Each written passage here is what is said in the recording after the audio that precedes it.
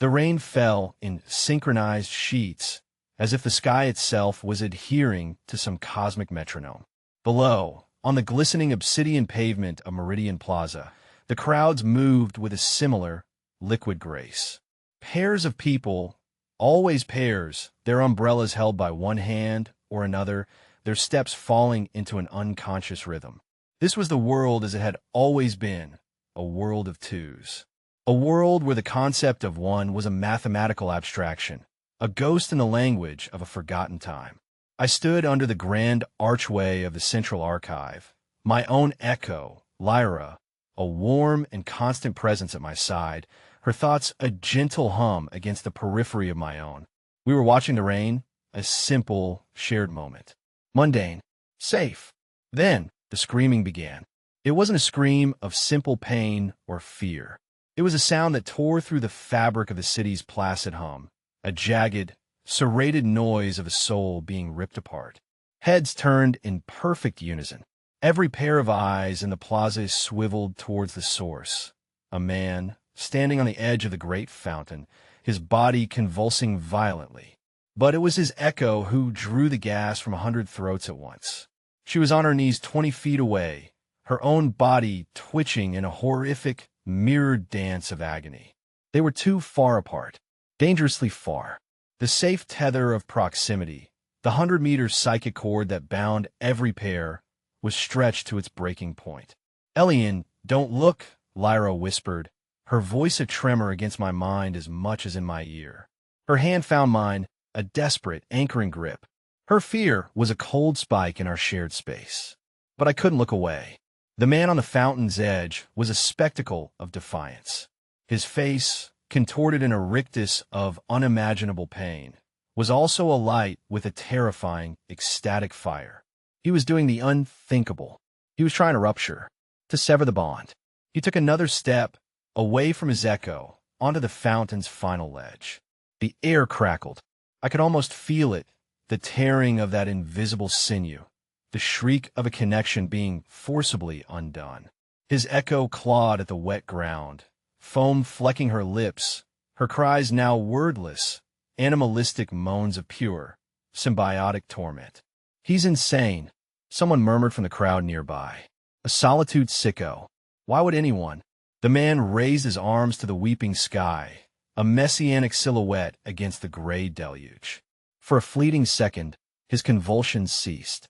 A look of absolute, profound peace washed over his features.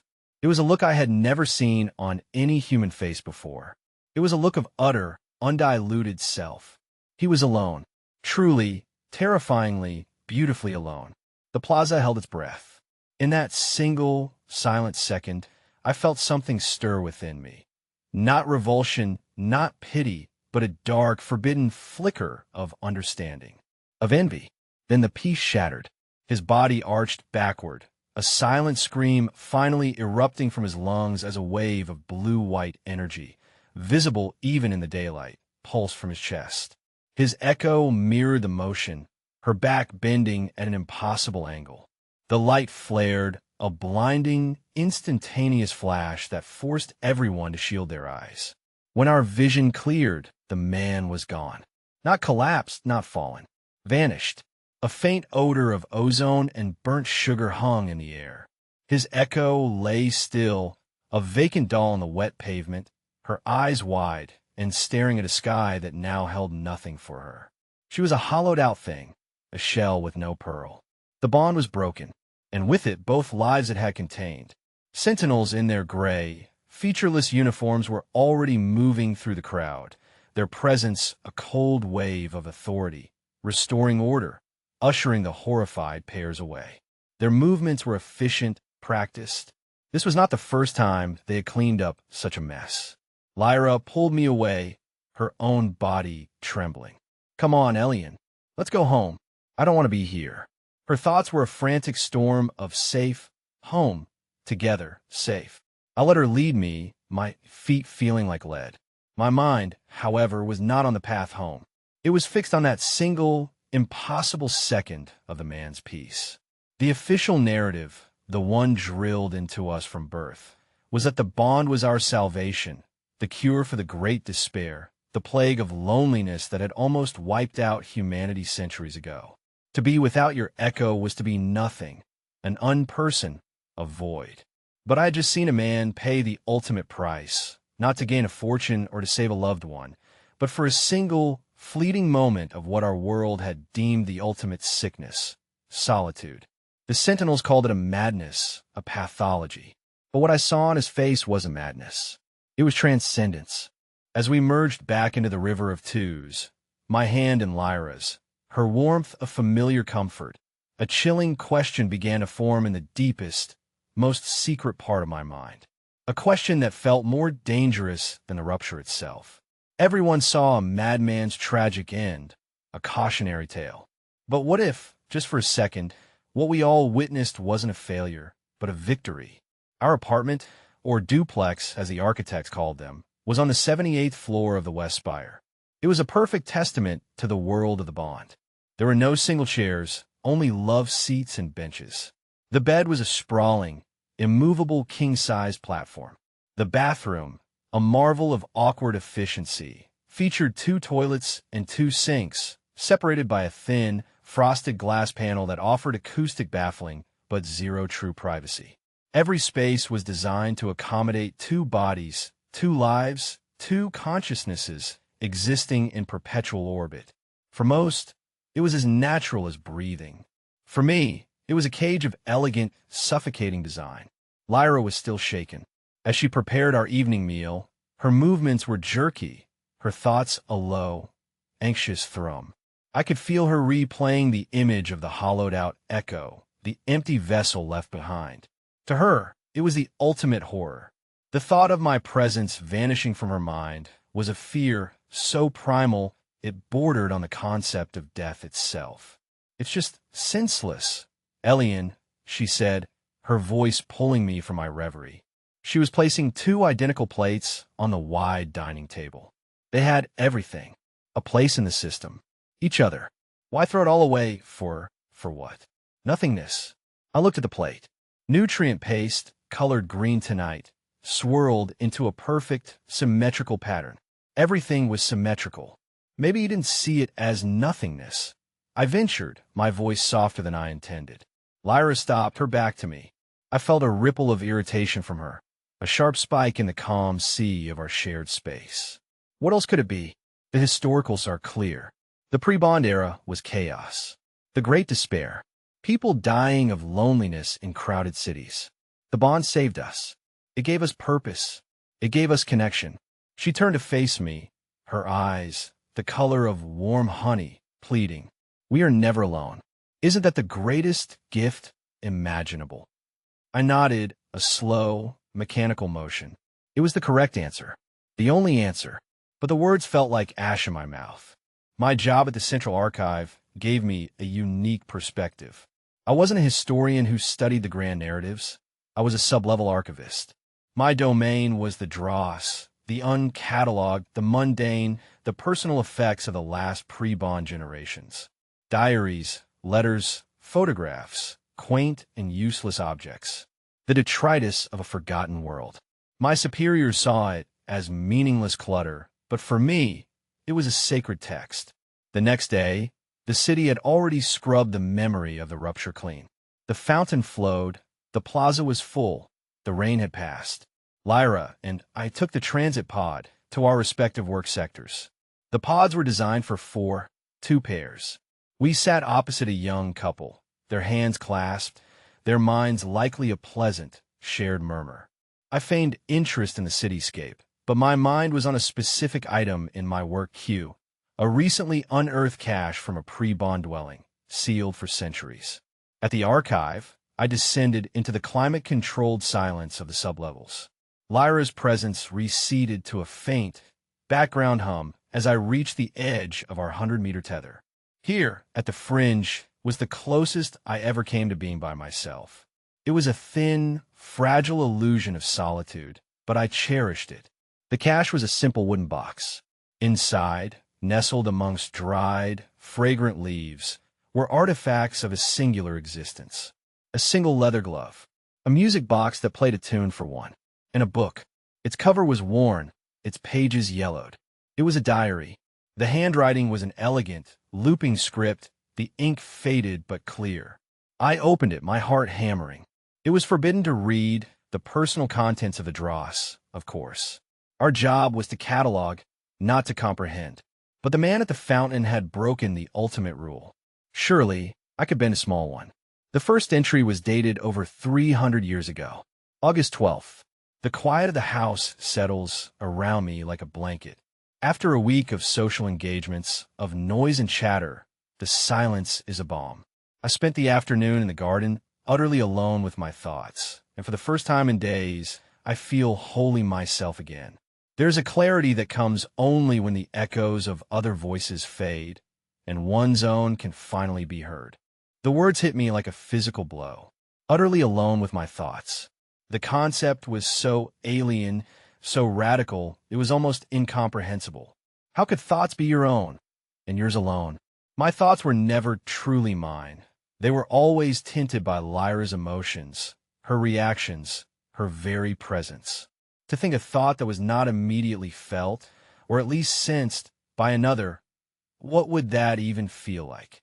I spent the rest of the day poring over the diary, my official work forgotten. The woman who wrote it, a person named Alani, spoke of solitude not as a curse, but as a discipline, a pleasure, a necessity for art and introspection.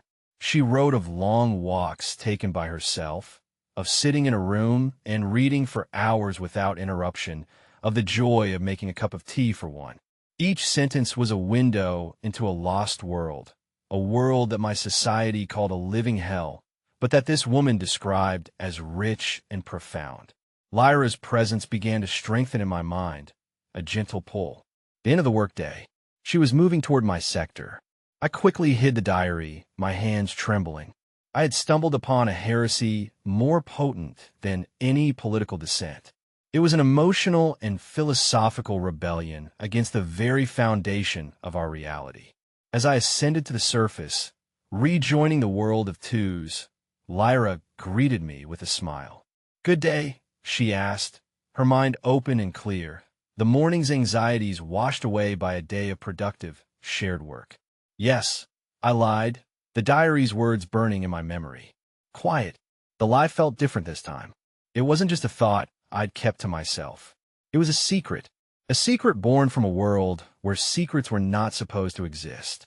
It was a tiny, walled-off garden in the shared landscape of my mind, and it belonged only to me. For the first time, I felt a shadow of the feeling Alani had described, the feeling of being myself.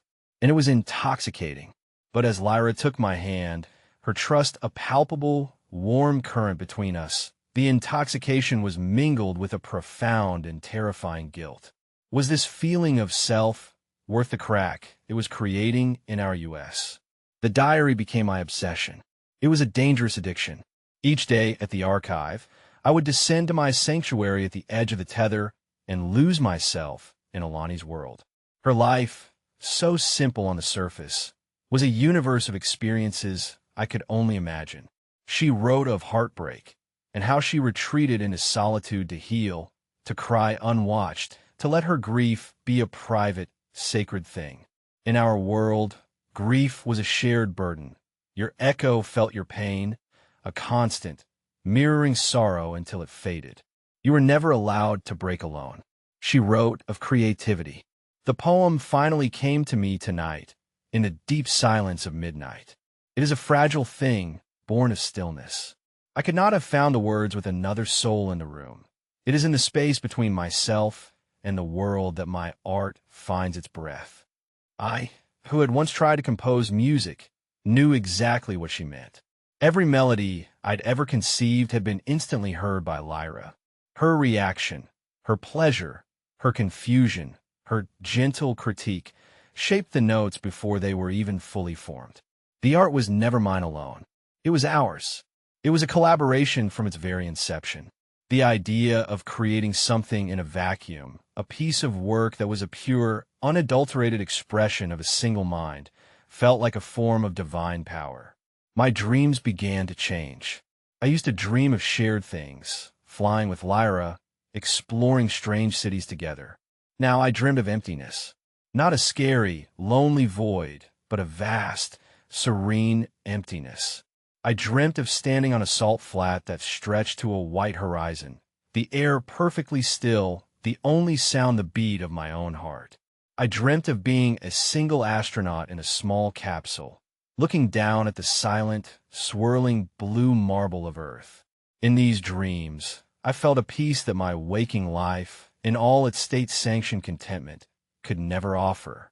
I would wake from these dreams with a profound sense of loss, the phantom feeling of solitude clinging to me like a scent. And Lyra would stir beside me.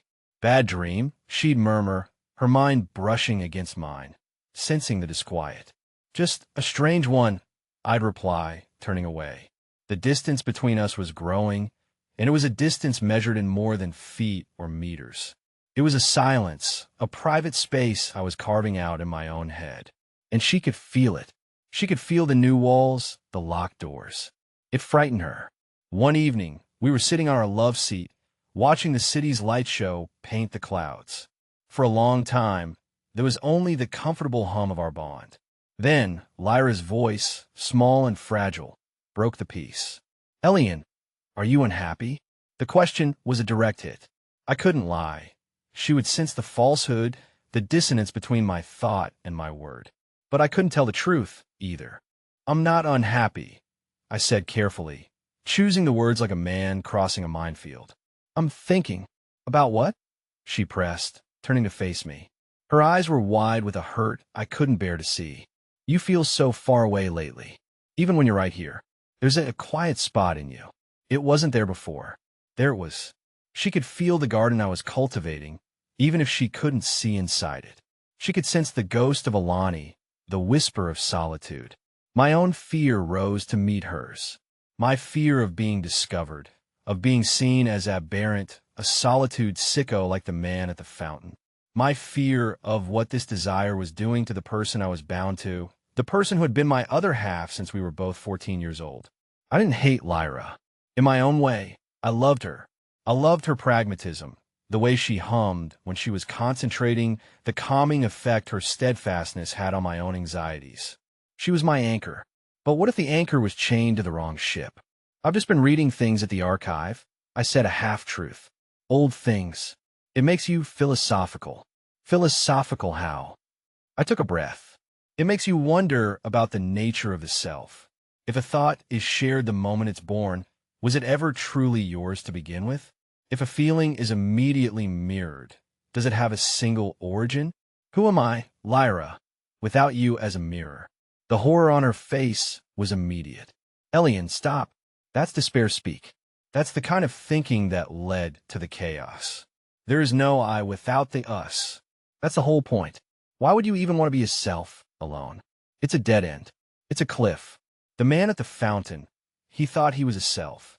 And now he's just static. Gone." Her voice cracked. "Is that what you want?" "No," I said, too quickly, too loudly. The denial was genuine. I didn't want to die. I didn't want to rupture. I wanted something else, something that didn't seem to exist. "Then what do you want?" she pleaded, tears welling in her eyes. Her pain was a sharp, stinging needle in my own consciousness. Her fear became my fear. Her sorrow, my sorrow. The very system I was questioning was now forcing her emotions upon me, drowning my own nascent rebellion in a tide of shared misery. It was a perfect, self-correcting prison. I started, but I couldn't finish.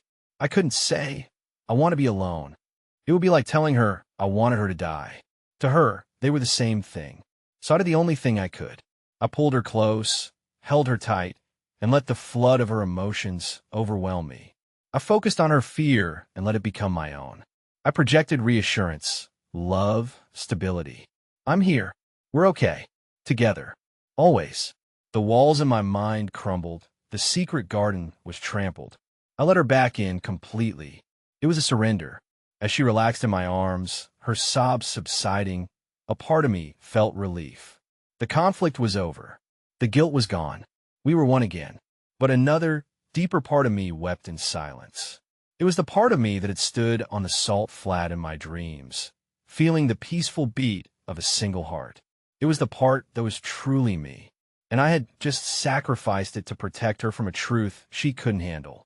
As sleep finally claimed us, entwined together on the sprawling bed, a single, defiant thought pushed its way through the fog of our shared consciousness, a seed planted in the soil of my surrender. Alani's diary didn't just talk about solitude. It mentioned places, myths perhaps, whispers of communities, of hidden valleys, of sanctuaries where the singular life was not just tolerated, but preserved. What if they weren't just stories? The surrender was a temporary truce. The seed of that question, what if they weren't just stories, had taken root. In the days that followed, I feigned a return to normalcy. I was attentive to Lyra. I shared my thoughts freely, the surface thoughts at least, and the tense quiet between us eased back into a familiar hum. But in the sub-levels of the archive, my work grew more frantic, more focused. I was no longer just a reader of Alani's diary. I was a detective. She wrote of a place her grandfather had told her about, a place from before the Great Despair became a global diagnosis. He called it the Sanctuary of Silence. It was, according to his tale, a community founded by artists, philosophers, and scientists who believed that profound discovery, both external and internal, required periods of absolute isolation. They saw the growing societal trend towards constant connectivity and shallow interaction as a threat to deep thought. So they built a retreat, somewhere remote, a place designed for one. It sounded like a myth, a fable from a bygone age. But Alani had believed it. In one of her later entries, she had even tried to find it. I have spent weeks studying the old geological surveys, she wrote. Father thinks I am mad, chasing a ghost story. But I found a reference, a tiny annotation on a pre-consolidation map, a mining survey from the Kalan Ranges. It mentions an anomalous energy signature and a settlement in a valley designated Sector 7G. The official report dismisses it as geothermal interference, but the symbol marked on the map is the same one my grandfather drew for me, a spiral turning inward, an inward turning spiral. My breath caught in my chest. I had seen that symbol before. It was a faint watermark on the corner of a schematic in the dross, an architectural plan for a pre-bond structure I had dismissed as a curiosity. A water treatment plant, the manifest had said, but it was in the Kalan Ranges. The next phase of my trial began. It was no longer enough to read about solitude. I had to test its boundaries. I needed to know what the rupture truly felt like, not from a distance, but from the inside. I started small. During my lunch break, I told Lyra I was going to the archive's upper-level observatory. Instead, I walked in the opposite direction towards the outer perimeter of the archive complex. Lyra worked in a biolab 3 blocks east. Our combined tether gave us a radius of roughly 100 meters each from a central point. I was on a walk to the very edge of mine. With each step, the familiar, comforting hum of her presence began to thin. It was like walking away from fire on a cold night. The warmth faded, replaced by a growing chill. At 50 meters, it was a noticeable coolness in the back of my mind. At 70, a faint, high-pitched whine started, like tinnitus of the soul. My own thoughts became clearer, sharper. It was exhilarating. At 90 meters, the first tremor hit. It wasn't a physical shake, but a psychic one. A sudden, gut-wrenching lurch, as if the floor of my consciousness had dropped a few inches. I felt a phantom pain in my teeth. The whine in my head grew louder, more insistent. I could feel Lyra's anxiety now, a distant but sharp prickle. Elian, where are you? You feel faint. I pushed on. 95 meters. My vision swam. The world seemed to lose its sharp edges, washed in a gray, staticky haze. A cold sweat broke out on my forehead. The pain was real now, a dull ache that started in my sternum and radiated outwards. It felt like my very cells were being pulled apart by a weak, insistent magnetism. Elian, stop. What are you doing? It hurts. Her panic was a scream now, flooding the thinned-out connection, lashing at me. I stood at the edge of a small park, my hand gripping a railing, my knuckles white. One more step would take me to the 100-meter mark. The brink. The air before me seemed to shimmer. I could feel the abyss, the nothingness Lyra feared. It was a terrifying, magnetic void. The man at the fountain had jumped into this. My body screamed at me to turn back. Every instinct, every cell conditioned by a lifetime of the bond, recoiled from this self-inflicted pain. But the clarity, even through the agony, the crystalline clarity of my own mind was intoxicating. For a moment, I was just Elian. Not Elian and Lyra. Just Elian. The choice was ripped from me. Lyra, in her terror, was not just waiting. She was running. I felt her rapid approach like a rising tide. The pain began to recede as the distance between us closed. The warmth flooded back in, drowning the beautiful, terrible clarity. By the time she skidded to a halt in front of me, her face pale and streaked with tears, the tether was whole and strong again. "What were you thinking?" she cried, grabbing my arms. Her relief was so potent it made me dizzy. For a second, I thought I was losing you. It felt like I was dying, Elian. "I'm sorry," I gasped, the remnants of the pain making me weak. I wasn't paying attention. I just walked. The lie was flimsy, pathetic. She didn't buy it. The look in her eyes was no longer just hurt. It was fear. But it was a new kind of fear. Not just the fear of being alone, but the fear of me, of what I was becoming, of what I was willing to do. The fight that night was the worst we ever had. It was not a battle of words, but of silences. We sat in our duplex, the air thick with her terror and my resentment. Every comforting routine of our shared life now felt like a mockery. She refused to let me out of her sight, her presence a smothering blanket. If I went to the kitchen, she followed. If I looked out the window, she stood beside me. She was a warden, and I, her prisoner. My small act of rebellion had resulted in a smaller, more fortified cage. I knew then that I couldn't continue like this. The small tests were pointless. They only hurt her and trapped me further. The only way forward was to find the place on the map, the sanctuary of silence, to find out if the myth was real. A few nights later, when her breathing had finally deepened into sleep, her mind a placid lake, I carefully slipped out of bed. In the soft glow of the city lights, I retrieved the old pre-consolidation map from my work bag. I cross-referenced it with Alani's notes. Sector 7G, the Kalen Ranges. It was a remote, undeveloped territory 200 kilometers away. An impossible distance. To go there would mean a full rupture. It would mean death. Unless Alani's grandfather's story was more than a myth. Unless the anomalous energy signature was not geothermal. What if it was something that could interfere with the bond? A dampening field? A place where the tether that bound us all simply didn't reach? I stared at the map, at the tiny, hand-drawn spiral in the middle of a blank valley. It was the most desperate of hopes, a lunatic's gamble. But it was the only hope I had. And as I looked at Lyra, sleeping, her face so peaceful, so trusting even after I had terrified her, a terrible plan began to form. I couldn't go without her. The tether wouldn't allow it, which meant I would have to make her come with me. But how could I convince the one person most terrified of solitude to journey to the one place in the world that promised it? Convincing Lyra was an act of profound psychological manipulation, and it left a permanent stain on my soul. I didn't use logic or reason. I used fear. Her fear. "I'm sick, Lyra," I told her one evening, my voice carefully pitched to sound broken. I had spent days practicing the thought, wrapping it in genuine layers of my own self-doubt and confusion until it felt like a truth. I think my bond is failing. It's weak. Frayed.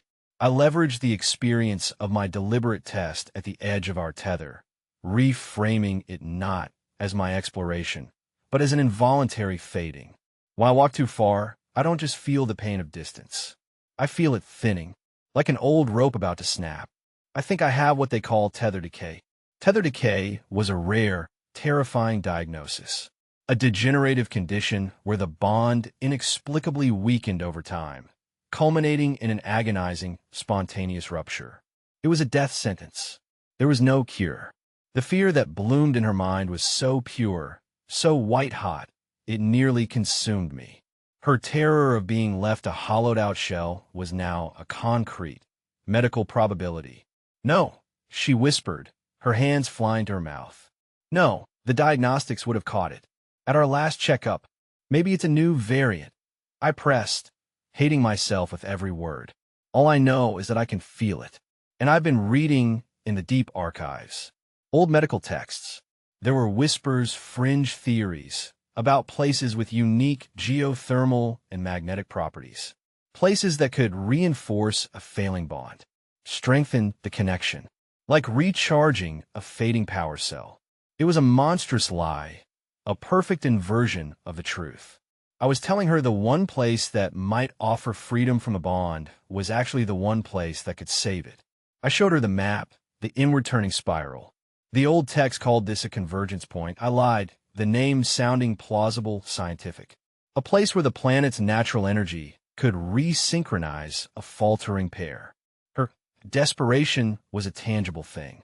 She, who was a creature of science and order, was now willing to cling to the most outlandish piece of folklore because the alternative, my slow, inevitable disappearance from her life, was unthinkable. She agreed. She would go with me to the Kalen Ranges. For her, it was a pilgrimage to save our world. For me, it was a desperate flight toward a new one. The journey itself was a logistical nightmare, fraught with the constant risk of discovery. We requisitioned a long-range ground transport under the guise of geological surveying for her biolab. The lie was flimsy, but in a society built on trust and the impossibility of true secrets, a well-constructed falsehood could sometimes pass through the cracks. As we drove out of the city, leaving the towering spires behind for the open, rolling hills, a strange tension filled the vehicle. Lyra was coiled tight with a mixture of hope and dread. I was a storm of guilt, anticipation, and terror. What if I was wrong? What if the sanctuary was a myth, and all I was doing was leading us to our deaths in the wilderness, stretching our tether until it snapped? 200 kilometers later, we reached the foothills of the Kalen Ranges. The landscape was stark and beautiful, all gray rock and hardy, windswept flora. Following the map's coordinates, we left the transport and began to hike, our bond a constant, thrumming presence in the vast silence. We found a valley entrance hidden behind a waterfall, just as a footnote in Alani's diary had speculated. It was a narrow, winding passage, dark and damp. Lyra clutched my arm, her thoughts a prayer-like mantra. Let it work. Please let it work. As we moved deeper into the passage, something strange began to happen. The constant background hum of our bond, the psychic symphony that had been the soundtrack to my entire life, began to change. The tone shifted, becoming discordant. The clarity wavered, as if we were entering an area of intense static. Do you feel that? Lyra whispered, her voice trembling. It's the energy, I said, my heart pounding. The convergence point. It's working, but it wasn't working the way she thought. The sensation wasn't one of reinforcement. It felt like cancellation. The bond wasn't getting stronger. It was being muffled, dampened. The further we walked, the quieter it became. For the first time, I could feel a genuine silence growing in my own mind. The walls I had built were no longer necessary. The space was just there. We emerged from the tunnel into the valley, and the sight stole our breath. It was a hidden world, a small, self-contained settlement of elegant, minimalist structures built from dark wood and glass nestled in a lush, green basin. A gentle mist hung in the air, and the only sound was the distant cry of a bird and the rustle of leaves. But the most shocking thing was the feeling. The bond was gone. Not ruptured, not torn, just absent. The hum in my mind had faded to absolute silence. The constant warmth of Lyra's presence had vanished. I turned to look at her, and it was like seeing a stranger for the first time. I could see the confusion and terror on her face, but I couldn't feel it. Her inner world was a closed book. For the first time since I was 14, I was utterly, completely alone in my own head. The feeling was dizzying, terrifying, and more glorious than any dream I'd ever had. My thoughts were entirely my own. Sharp, clear, undiluted. Alien. Lyra's voice was thin, alien. I can't feel you. Panic was etched on her face. The convergence point, it's not working. It's broken us. Before I could answer, a figure emerged from one of the buildings. An old woman with piercing blue eyes and hair as white as the mountain snow. She walked with a calm, deliberate gait. She was alone. There was no echo in sight. "It has not broken you, child," the woman said, her voice calm and resonant. "It has simply set you free. Welcome to Sanctuary." We stood, frozen, as she approached. My grand deception had led us here, but the reality was more profound than I could have ever imagined. And then I saw the records. In the central building, a library quiet as a tomb, with a true archives. Not the dross, but the source. The bond was not a natural evolution. It was not a gift. It was a weapon. The records were stark, clinical. Project Chimera. The Great Despair wasn't just loneliness. It was societal collapse, resource wars, ecological disaster. A desperate global government, on the verge of extinction, engineered a solution. A retrovirus that rewrote human DNA, creating a psychic link between paired individuals. It was designed to enforce empathy, to make it impossible for one person to harm another without feeling their pain, to create the ultimate collectivist society. But the architects knew that true individuals, the artists, the rebels, the free thinkers, would resist. So they built in a failsafe. The rupture. It wasn't a natural consequence of separation. It was a deliberately designed kill switch, a biological execution to punish dissent and make the idea of solitude synonymous with death. The entire foundation of our world, the sacred narrative of salvation, was a lie. We weren't saved. We were neutered, caged. Our very biology was our prison, designed by our own ancestors. I looked at Lyra. Her face was a mask of disbelief, crumbling into horror as the old woman, whose name was Kaelin, a descendant of the Sanctuary's founders, explained the truth. I had brought her here to save our bond, and instead, I had shown her that the bond itself was the original sin. And as the weight of this revelation settled upon us, a new sound intruded upon the valley silence. The high-pitched whine of approaching aircraft. Kaelin's face hardened. They have found us. Sentinels. They have followed us. But how? How could they have tracked us to a place that was supposed to be off their grid? Kaelin's eyes found mine, and in them, I saw not accusation, but a deep, sorrowful understanding. And a question that made my blood run cold. Had I, in my desperate search for freedom, led the jailer straight to the last free place on Earth? The Sentinel ships descended like metallic birds of prey, their engines washing the tranquil valley with a storm of noise and wind. Doors hissed open and figures in the familiar, featureless gray uniforms rappelled to the ground, moving with chilling, synchronized efficiency. They didn't storm the settlement. They surrounded it, a cold, enclosing perimeter of absolute authority. There was no escape. Lyra was catatonic, her mind clearly unable to process the dual shocks of the bond's nullification and the revelation of its true nature. She stood beside me, but we were islands, a universe of silence between us. I could no longer feel her terror, but I could see it in the way her body trembled, in the vacant horror in her eyes. The silence in my head, once a glorious liberation, now felt like a cold, terrifying void. I had no idea what she was thinking, and the absence of that knowledge was a new kind of blindness. Kaelin and the other residents of Sanctuary, no more than 24 of them, all older, all with the same calm, centered look, gathered us in the central library. They showed no panic, only a grim, weary resignation. They had known this day might come. A single sentinel entered the library. Unlike the others, this one was not wearing a helmet. He was a man in his late 50s, with a severe face and eyes that seemed to miss nothing. He was the commander. His gaze swept the room, passed over the Sanctuary residents, and landed on me. Elian Vares, the commander said, his voice flat, devoid of emotion. "You have caused a great deal of trouble." My heart hammered against my ribs. "How did you find us?" I demanded, my voice shaking. "This place is supposed to be invisible." The commander allowed himself a thin, humorless smile. "Nothing is invisible, merely unobserved. We have been aware of this anomaly for decades. A quaint little pocket of rebellion we allowed to exist as a control group. Harmless. Until now. Until you decided to bring your instability here. He took a step closer. You see, we don't track locations. We track people.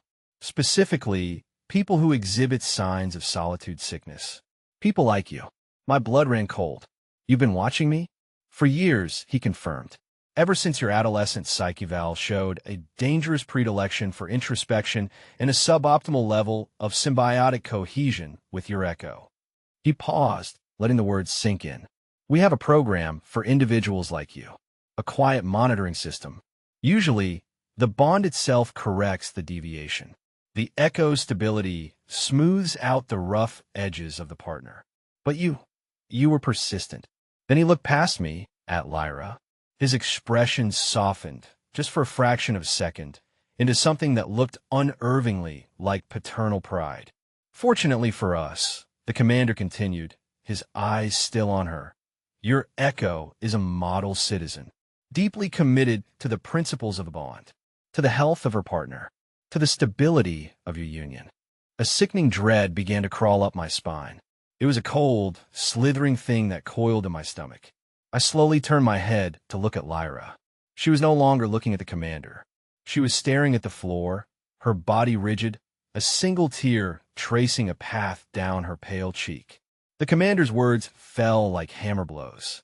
When you started showing advanced symptoms, the secrecy, the emotional distancing, the testing of your tether, she did exactly what she was supposed to do. She was frightened for you. She came to us. She has been reporting on your condition for the last 2 years. The world tilted on its axis. The silence in my head was now a roaring vortex. Lyra, my Lyra, the pragmatic, loving, terrified woman I was bound to. She hadn't just been a passive part of my cage. She had been my warden. She did it to save you, of course, the commander said, his voice laced with a cruel sort of pity. She believed we could help you, that we could provide therapy, a way to cure you of your sickness before you did something drastic. Like the man at the fountain. Everything she did out of love, Elian. The most profound, selfless love our society has to offer. Betrayal. The word was too small, too clean for the feeling that ripped through me. It was a cataclysm. Every shared moment, every conversation, every fear she had shown me, it was all tainted. Her worry about my unhappiness, her pleas for me to stop pulling away, had they been genuine? Or were they part of her reports? Her terror when I tested the tether, her desperation to find the convergence point. It was all real, but it was a reality built on a foundation of her secret collaboration with the very system I was trying to escape. She wasn't trying to save us. She was trying to save me from myself, using the tools of the state. I stumbled back, away from her, my hand instinctively going to my chest, as if I could feel the wound. Lyra, my voice was a choked whisper. She finally looked at me, her eyes swimming in a sea of guilt and misery. I was scared, she sobbed, the words tumbling out. I felt you slipping away. They said you were sick, that you tried to rupture, that you would die. They told me I was the only one who could help them monitor you, to keep you safe. I didn't want to lose you, Elian. I love you. Her I love you was not a comfort. It was the final twist of the knife. Her love was the bars of my cell. Her fear was my chain. She had colluded with my jailers to keep me imprisoned, all under the banner of love. The perfect, inescapable trap. I had been fighting the system, the architecture, the biology, but the most effective agent of my confinement had been the person sleeping next to me every night, the person whose mind had been intertwined with mine since childhood. The commander watched this exchange with detached interest. A touching, if predictable, domestic drama. But we have more pressing matters. His gaze turned to Kalen. This experiment in nostalgia is over. The sanctuary is being decommissioned. You and your people will be reintegrated. Kalen stood tall, her dignity a shield. You cannot force the bond on us here. This valley's field protects us. Oh, we're well aware, the commander sneered. We're not going to force the bond on you. We have a much more permanent solution for irredeemable individuals. He turned back to me, a glint in his eye. And you, Elian Vares, had just presented us with a unique opportunity. You are the first person in a century to arrive here already bonded. You are a bridge between two worlds, and you're going to help us burn that bridge for good. What did he mean? My mind, reeling from Lyra's betrayal, struggled to comprehend the new threat. My personal crisis was suddenly dwarfed by a larger, more sinister plan. I had come here seeking my own freedom, only to become the unwitting key to destroying the freedom of others. And the person who had led the Sentinels to my door was the same person who now stood weeping before me, claiming she did it all for love. The betrayal wasn't just a secret she had kept. It was the very path that had led to this catastrophic moment. We were separated. The residents of Sanctuary were rounded up and confined to the main hall. Lyra was taken to Medical Bay under guard, and I was escorted by the commander to a place that chilled me to the bone. A laboratory, pristine and white, hidden deep within a rock beneath the valley. It was a Sentinel facility built here long ago. The Sanctuary was never a secret they couldn't find. It was a fishbowl they chose not to tap on. Until now. In the center of the lab was a chair, surrounded by an intimidating array of gleaming silver machinery. It looked like a brutalist interpretation of a dentist's chair, all sharp angles and humming capacitors. Our founders were not fools, Elian, the commander explained, circling the device. They understood that the bond, while a perfect tool for mass control, might have complications.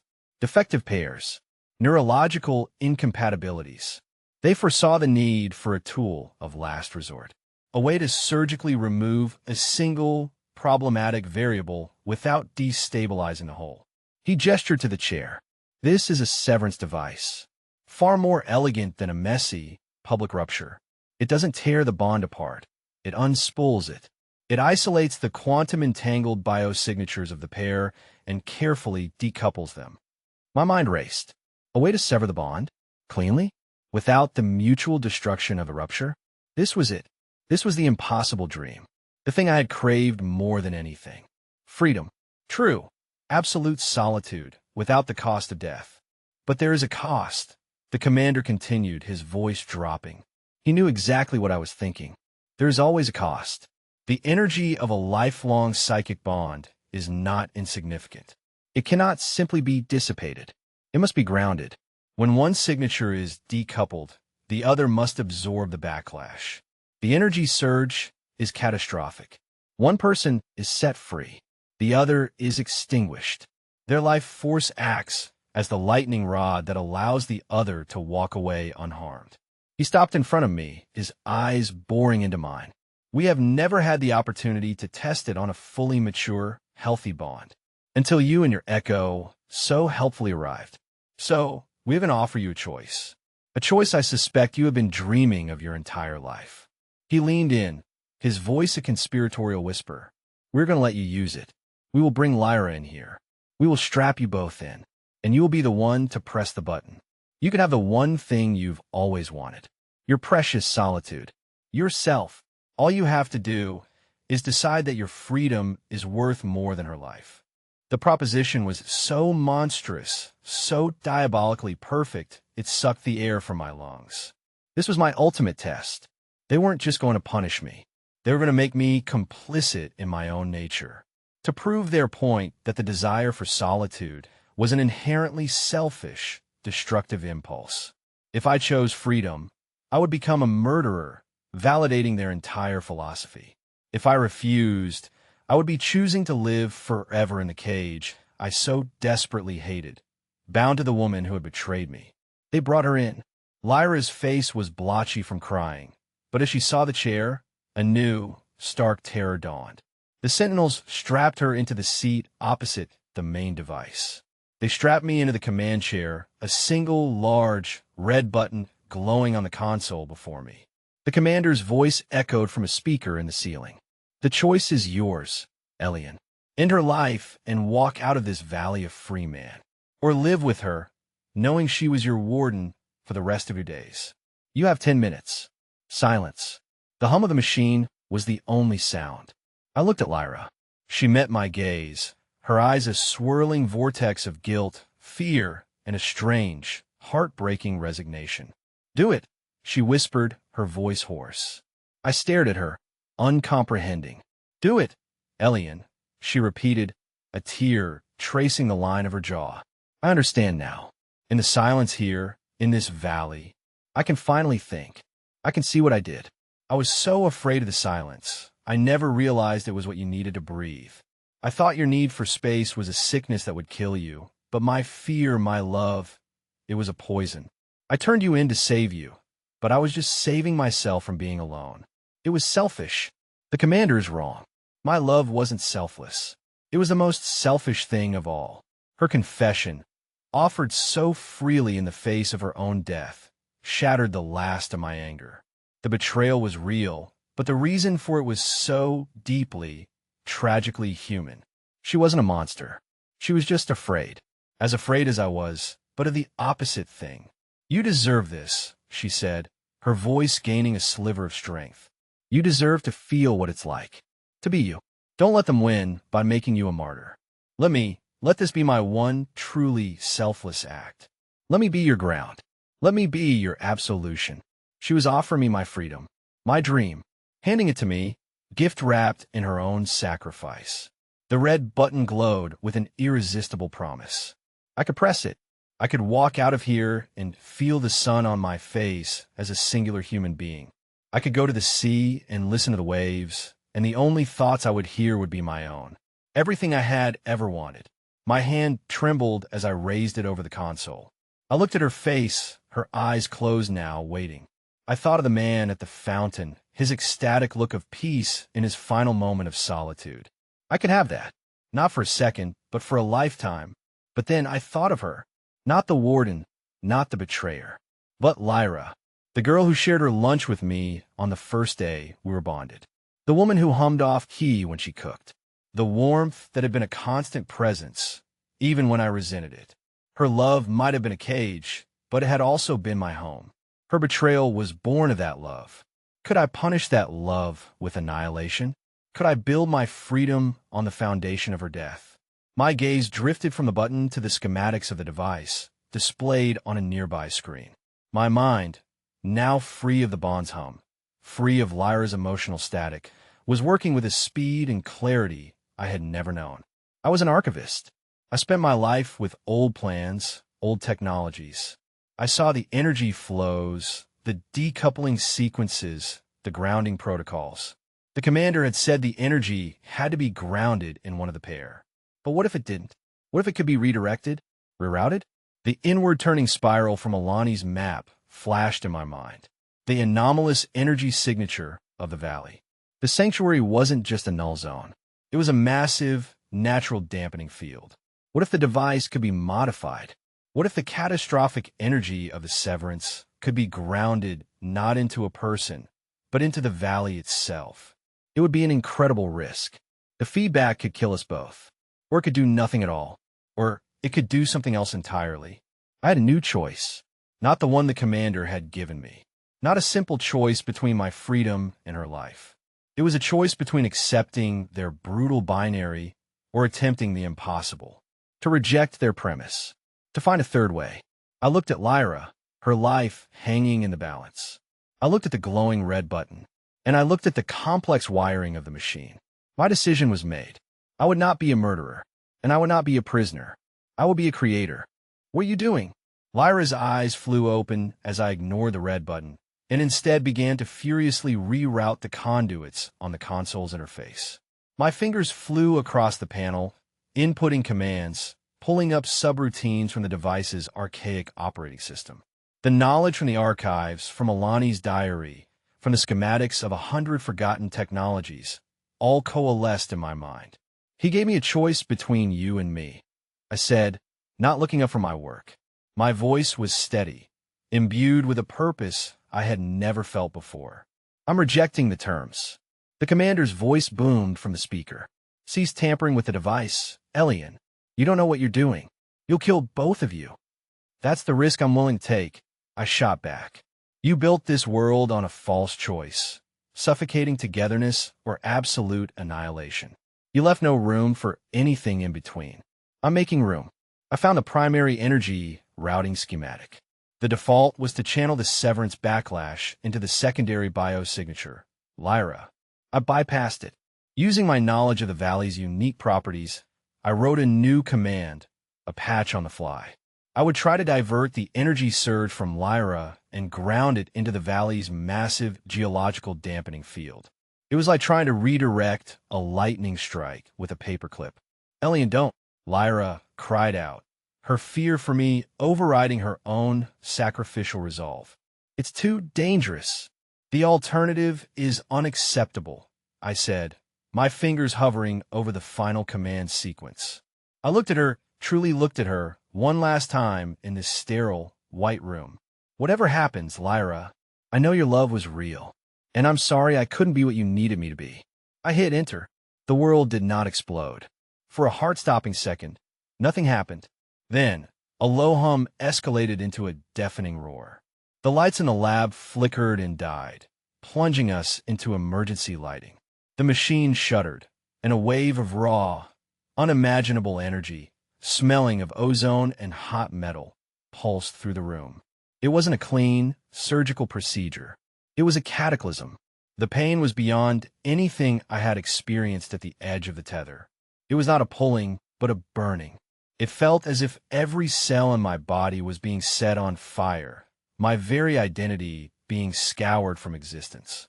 I screamed a raw, ragged sound. Across from me, Lyra screamed too, her body convulsing in her chair. My hack had failed. I had killed us both. My last conscious thought was one of profound, bitter failure. Then silence. I awoke to a gentle beeping and the soft touch of a hand on my forehead. My eyes fluttered open. I was in one of Sanctuary's simple rooms, the late afternoon sun streaming through a window. Kaylin was sitting beside me, and in a chair across the room, watching me with wide, anxious eyes, was Lyra. I was alive. She was alive. I sat up, a groan escaping my lips. My body ached, but I was whole. I reached into my mind, probing for the familiar connection, the hum of the bond. And I found it. But it was different. It wasn't the constant, smothering presence it had been before. It wasn't the roaring silence of the valley's null field.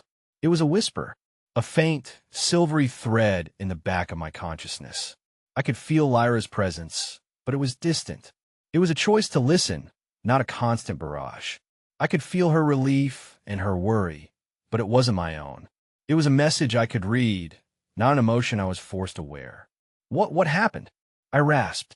Kaylin smiled, a deep, knowing expression. "You didn't sever the bond, Elian. You recalibrated it. You didn't cut the cord. You made it elastic."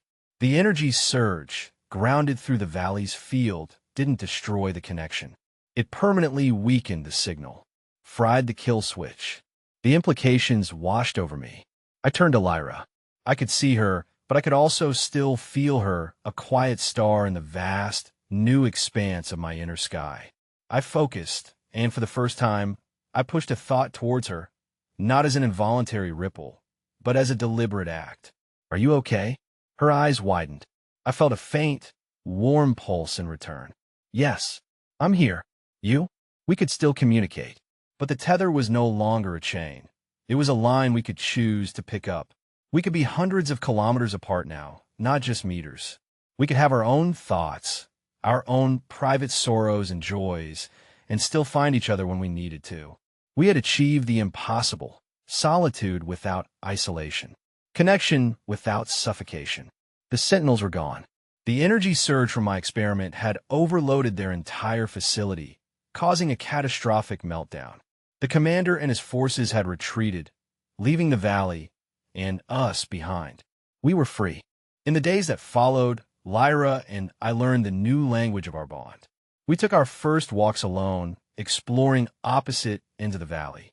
For the first time, I stood on a hillside by myself and watched the sunset, feeling only the wind on my skin, hearing only the birds in the trees. The silence in my head was vast, beautiful, and utterly my own. And yet, in that vastness, I could feel the faint, comforting glow of Lyra's existence miles away. I was alone, but I was not lonely. It was the peace I had dreamed of, but it was richer, deeper than my dreams because it wasn't an escape from connection, but a new form of it. Lyra found her own peace, too. Without the constant pressure of my inner turmoil, she began to discover her own thoughts, her own desires, separate from mine.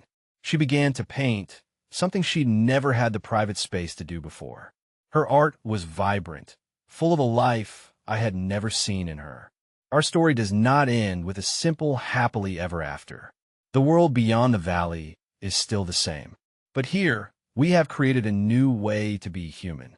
We're the first of our kind. Kalen believes the technology can be replicated, that we can offer this choice to others. It will be a long, dangerous road. But tonight, I sit by a quiet stream, a book in my lap, a book for one.